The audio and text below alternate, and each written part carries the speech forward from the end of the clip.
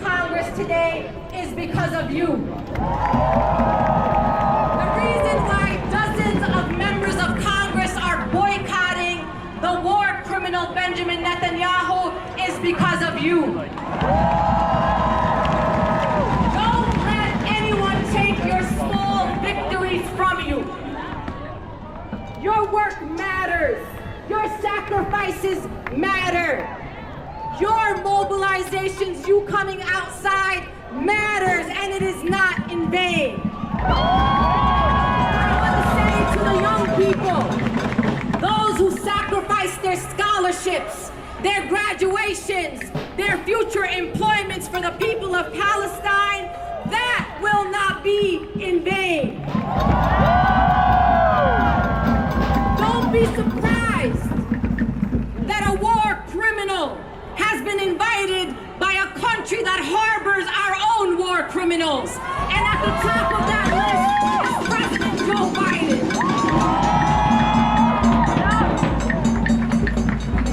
We got a lot of work to do and nothing changes.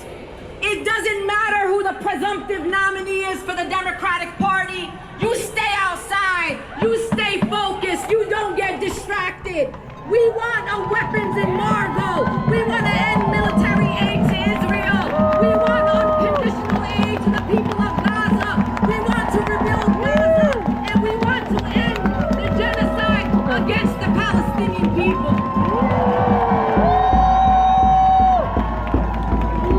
So let us be very clear. Our votes are still to be earned. We will not be pawns in a political system that does not give us the demands that not only we deserve, but are the right thing to do for these political entities. And lastly, I will say this.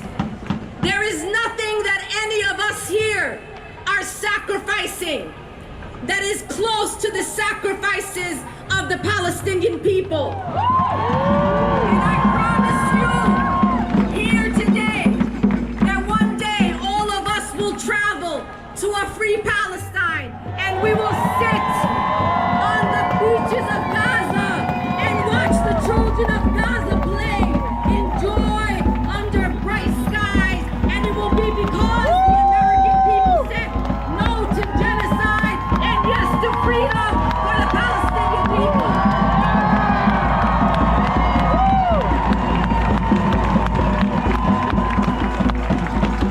If you open your phones, you'll see the entire area surrounding the Capitol is an utter gridlock, thanks to the organization and unity of the people.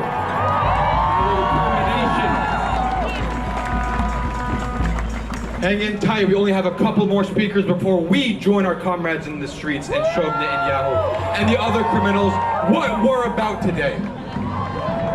Next, it's my absolute pleasure to introduce from Doctors Against Genocide, Dr. Nida Jabour, who will introduce the speaker from Doctors Against Genocide. Please give it up for them. Hello everyone. Hello the real patriot Americans, the people of conscience, and shame on the others who are complicit in genocide.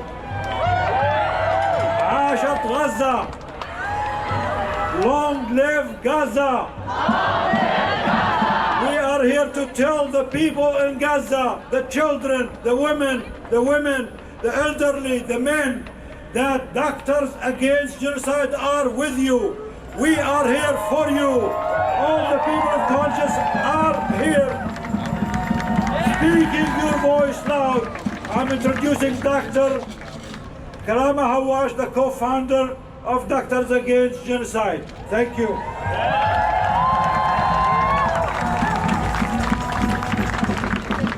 Good afternoon. I want to tell you what Doctors Against Genocide is all about. We are uplifting the medical community voices against war crimes, crimes against humanity, and genocide. We identified the genocide in Gaza very early on because genocide is a health hazard. It kills people. And we are seeing how our colleagues in Gaza are being killed. The hospitals are being destroyed. The children are being maimed. The women with infants are being starved. The men are killed and watching their families being obliterated. Dr. Jumana Hinti is one of our members. I am honored to introduce her. She came back from Gaza on the 21st of May.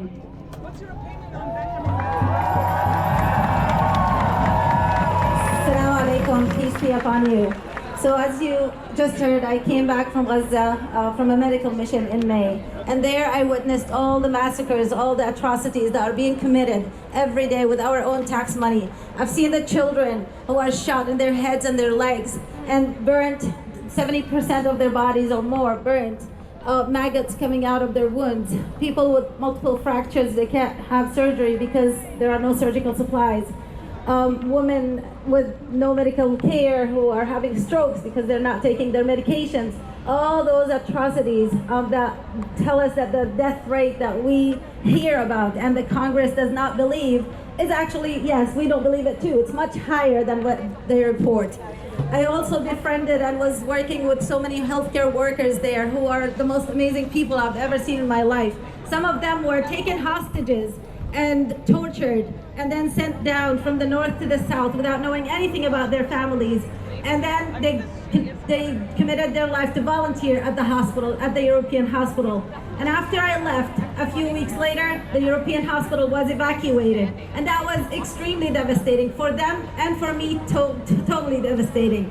Now they're out in the streets. They don't have anywhere to go. They can't volunteer even because there are not that many functional hospitals that they can work at. And so the atrocities keep getting worse and worse and worse. The healthcare structure over there is completely disseminated. Arrest them! So I have a few messages today. One, the first message is for you, the great people who have come from all around the states, and the people who couldn't come, but they continue to work there every day to support and stop this genocide, to support the people of Gaza and stop the genocide.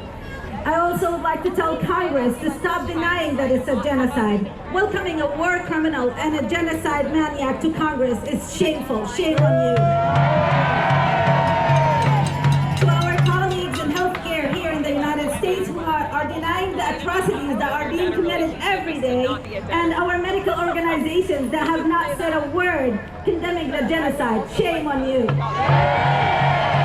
History is being written, and we all know when we assure you that you are on the wrong side of history. And last but not least, to our beautiful people of Gaza, we will never surrender. We will never stop fighting for you. Stay strong. We are with you, and most importantly, Allah is with you. Free, free Palestine! Free, free Palestine! Long live Gaza! Long live Gaza! Gaza will prevail! Gaza will prevail! Gaza shall prevail! Gaza shall prevail! War criminals should be held accountable. War criminals should be held accountable! Thank you.